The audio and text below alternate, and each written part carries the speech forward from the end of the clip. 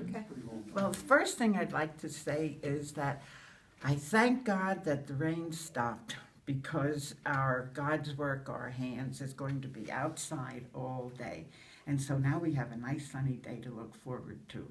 I was serving as assistant minister that morning, and when I walked in to the sanctuary, I saw all these beautiful, colorful balloons all over the place, and people sitting in their yellow shirts. It just made a joyous, joyous morning all the time, and I knew God was with us. Also, when we went outside to the festival, God went with us.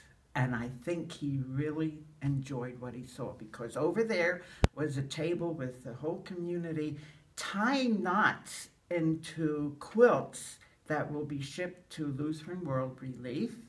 And then there was the bloodmobile where you could donate blood. And then there was a table with pretty little pieces of material that you could write a thank you to the service people and then sign the name. And then they were all sewed together and brought into the narthex about 2 weeks later, and in a beautiful quilt, and there I saw my name.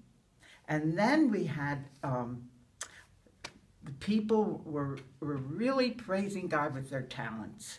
We had a lot of music, singing, dancing, and even poetry.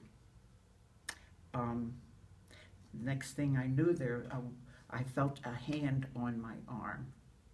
And I turned around, and here was a lovely lady with 2 tickets in her hand, and she says, "Where can I get the food that I bought these tickets for?" And I said, "Well, come with me."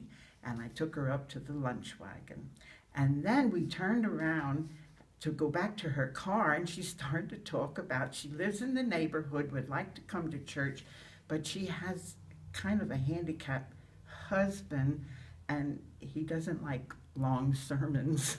So I just smiled and I said, "Come and see for yourself." Well, I said, and another thing, our church has no steps to go into. Our church is no steps to go into the sanctuary, and we have handicapped parking. We have greeters at each door to greet you and welcome you when you come in on a Sunday, and we have a big pot of coffee right there in front of you. And she says, "Woo, he likes coffee."